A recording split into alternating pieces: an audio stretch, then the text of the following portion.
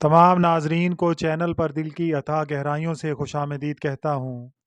ناظرین، آج ہم اللہ کے جس برگزیدہ بندے کا ذکر خیر کرنے کی سعادت حاصل کر رہے ہیں، تاریخ میں وہ حضرت ثانی خواجہ اللہ بخش توسوی رحمۃ اللہ علیہ کے نام سے مشہور و مقبول ہیں۔ غوث زماں حضرت شاہ سلیمان توسوی رحمۃ اللہ علیہ کے خلفائے عظام میں آپ کا مقام سب سے بلند اور نمایاں ہے۔ آپ رحمۃ اللہ علیہ کو دو طرفہ فیض ملا، نسبی بھی اور حسبی بھی۔ آپ حضرت خواجہ گل محمد توسوی رحمۃ اللہ علیہ کے فرزند اکبر اور حضرت غوث زماں رحمۃ اللہ علیہ کے پوتے تھے۔ آپ رحمۃ اللہ علیہ حضرت غوث زماں رحمۃ اللہ علیہ کے مرید بھی تھے اور آپ کی مراد بھی تھے۔ آپ حضرت غوث زماں کے وارث نعمت ہیں اور صاحب سجادہ بھی۔ مزید برآں صاحب مقام فنفخت فیہ من روحی بھی آپ ہی تھے۔ آپ رحمۃ اللہ علیہ کی ولادت باسعادت ماہ ذوالحجہ 1241 ہجری میں ہوئی۔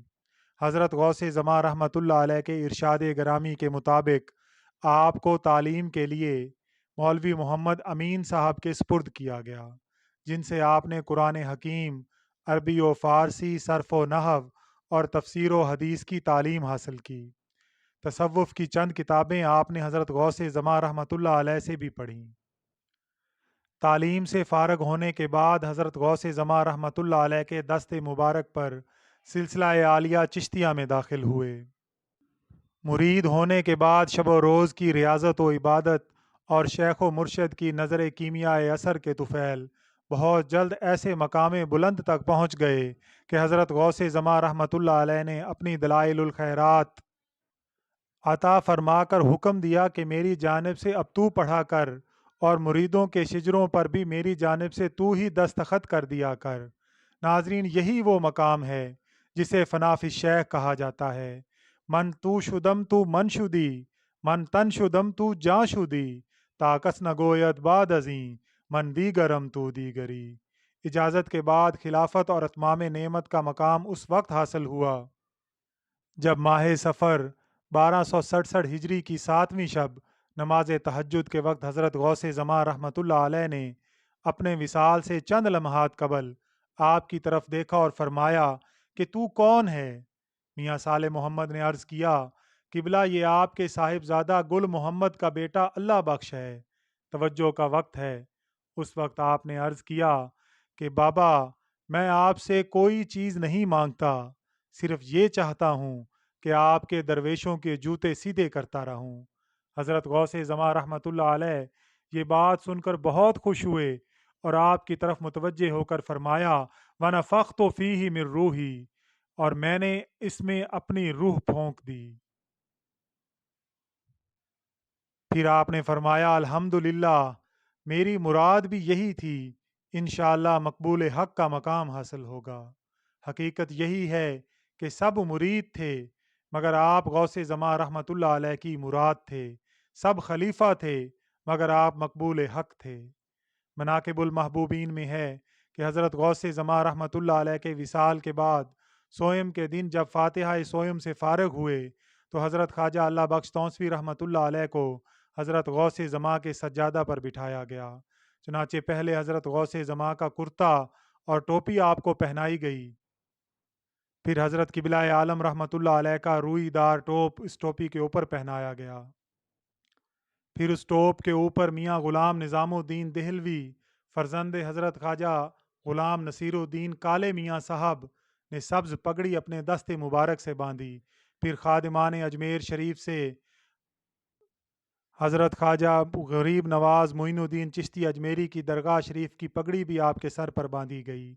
اس کے بعد حضرت خواجہ قطب الدین بختیار کاکی، حضرت بابا فرید الدین مسعود گنج شکر اور حضرت خواجہ نظام الدین اولیاء محبوب الہی کی بارگاہوں کی دستاریں بالترتیب آپ کے سر پر باندھی گئیں اور یوں آپ رونق افروز تخت سلیمانی ہوئے۔ حصول نعمت و خلافت و سجادگی کے بعد آپ واقعی اس شعر کے مطابق بن گئے جو شعر حضرت غوث زماں رحمۃ اللہ علیہ وصال کے وقت بار بار پڑھ رہے تھے کہ آہن بپارے سے آشنا شد، فی الحال بصورت طلا شد۔ آپ ہمہ تن مجاہدہ و اشغال میں مصروف ہو گئے اور حضرت غوث زماں رحمۃ اللہ علیہ کے معمولات کو اپنا وظیفہ بنا لیا۔ ہر سال چشتیاں شریف میں حضرت قبلہ عالم خواجہ نور محمد مہاروی رحمۃ اللہ علیہ کے عرس مبارک میں ہزاروں درویشوں کے ساتھ حاضری دیتے تھے، اور ہر دوسرے سال پاک پتن شریف میں حضرت بابا فرید الدین گنج شکر رحمۃ اللہ علیہ کے عرس مبارک میں شریک ہوتے تھے۔ دونوں مقامات مبارکہ پر ہزارہا مخلوق آپ کی مرید ہوتی تھی، اور اتنی فتوحات پہنچتی تھیں کہ بیان میں نہیں آ سکتیں۔ سجادہ نشین بننے کے 3 سال بعد 1270 ہجری میں آپ صدہا درویشوں کے ساتھ ہندوستان کی زیارات کے لیے روانہ ہوئے۔ سب سے پہلے چشتیاں شریف اور مہارا شریف حاضر ہوئے۔ حضرت قبلہ عالم رحمۃ اللہ علیہ کی اولاد عالی مقام سے خواجہ غلام فخر الدین مہاروی اور خواجہ امام بخش مہاروی کو اپنے ہمراہ لیا۔ ناگور شریف کی زیارت کی، پھر اجمیر شریف کی زیارت سے مشرف ہوئے۔ جے پور میں حضرت مولانا ضیاء الدین جے پوری رحمۃ اللہ علیہ، جو کہ حضرت مولانا فخر الدین دہلوی رحمۃ اللہ علیہ کے خلیفہ تھے، ان کی خانقاہ میں حاضری دینے کے بعد دہلی شریف حاضر ہو گئے۔ یہاں حضرت خواجہ قطب الدین بختیار کاکی رحمۃ اللہ علیہ، خواجہ نظام الدین اولیاء محبوب الہی رحمۃ اللہ علیہ، حضرت مولانا نصیر الدین چراغ دہلوی رحمۃ اللہ علیہ، حضرت شاہ کلیم اللہ جہاں آبادی رحمۃ اللہ علیہ، حضرت خواجہ فخر الدین دہلوی رحمۃ اللہ علیہ اور دیگر خواجگان چشت کے مزارات پر بھی حاضری دی۔ شاہ دہلی بہادر شاہ ظفر قدم بوسی کے لیے حاضر ہوا۔ دہلی کی اتنی مخلوق مرید ہوئی کہ بیان میں نہیں آ سکتی۔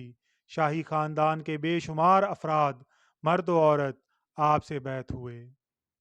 4 جمادی الثانی 1299 ہجری کو آپ بہت سے رفقا کے ساتھ حج مبارک پر روانہ ہوئے۔ تونسا شریف سے ملتان، لاہور، دہلی، اجمیر شریف اور اورنگ آباد شریف سے ہوتے ہوئے بمبئی پہنچے اور وہیں سے سوار ہوئے۔ آپ رحمۃ اللہ علیہ نے مکہ معظمہ میں تقریباً 1.5 ماہ، جدہ میں 1 ماہ اور مدینہ طیبہ میں تقریباً 2 ماہ قیام کیا، پھر حج ادا کیا اور 27 محرم 1300 ہجری کو واپس تونسا شریف تشریف لے آئے۔ آپ رحمۃ اللہ علیہ نے حضرت غوث زماں رحمۃ اللہ علیہ کی جانشینی کا حق اس طرح ادا کیا کہ حضرت خواجہ شمس الدین سیالوی رحمۃ اللہ علیہ نے فرمایا کہ خواجہ اللہ بخش سجادہ نشین حضرت خواجہ محمد سلیمان تونسوی رحمۃ اللہ علیہ کی توجہ سے تمام اوصاف میں سب سے سبقت لے گئے۔ یوں معلوم ہوتا ہے کہ اعلیٰ حضرت تونسوی رحمۃ اللہ علیہ کا دوبارہ ظہور ہوا ہے۔ جمادی الاول 1319 ہجری میں آپ بیمار ہوئے۔ بہت علاج کیا مگر صحت کمزور سے کمزور ہوتی چلی گئی۔